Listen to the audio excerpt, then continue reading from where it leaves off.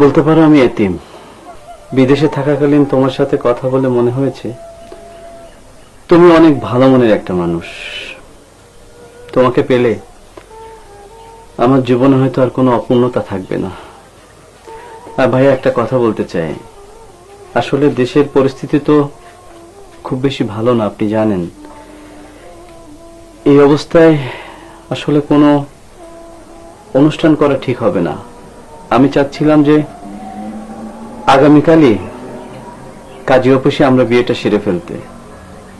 দেশের পরিস্থিতি স্বাভাবিক হলে আনুষ্ঠানিকভাবে বিয়ের অনুষ্ঠানটা করে ওকে নিয়ে আমি বিদেশে চলে যেতে চাচ্ছি। আপনি কি বলেন ভাইয়া? দেখেন, আপনারা দুজন দুজনকে যখন ভালোবাসেন তাহলে এখানে তো আমার অমর থাকার কোনো কারণ নাই।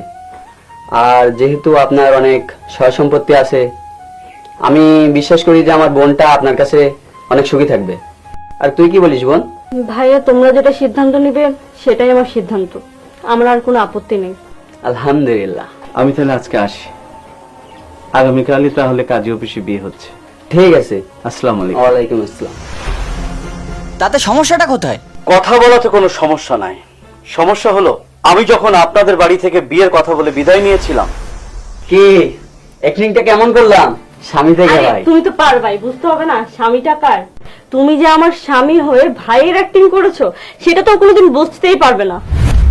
তোমাকে তো অভিনেতা হিসেবে পুরস্কার দেওয়া উচিত। যেহেতু ও অনেক টাকা পয়সার মালিক, ওর সাথে আমার বহুদিন ধরে কথা হচ্ছে। ও কিন্তু বিদেশে থাকে, শুধুমাত্র আমাকে বিয়ে করার জন্যই দেশে এসেছে। তাই এবার আর এরকম একটা মালদার মানুষকে হাতছাড়া করা যাবে না। শোনো, বিয়ের কাবিন নামে অন্তত পক্ষে 50 লক্ষ টাকা দিন মুহূর্ত করতেই হবে। আর বিয়ের কয়েকদিন পর পরই তাকে ডিভোর্স দিয়ে সেই কাবিনের টাকা তো আমরা পাবোই। আর তার যত সহায় সম্পত্তি আছে তার কাছ থেকে ছলে বলে কৌশলে চালাকি করে সবকিছু হাতিয়ে নিয়ে আমরা দুজন পালিয়ে যাব।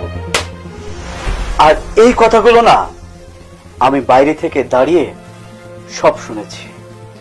ওই দিন যদি আমি বুদ্ধি করে এই কথাগুলো না শুনতাম, হয়তো আমার জীবনটা ধ্বংস হয়ে যেত। দেখো, আমরা যা কিছু বলেছি তুমি না ভুল বুঝেছো। আমরা তো দুষ্টামি করতেছিলাম। ভাই বোনের এরকম পবিত্র সম্পর্কটা না অপবিত্র করে ফেলেছিস। তোদের মতো এরকম প্রতারকদের কঠিন শাস্তি হওয়া উচিত। আমি এখানে আসার আগে ডিবি অফিসে কল করেছি, এখনই ডিবি অফিসাররা চলে আসবেন। চলো চলো। এই দাঁড়া।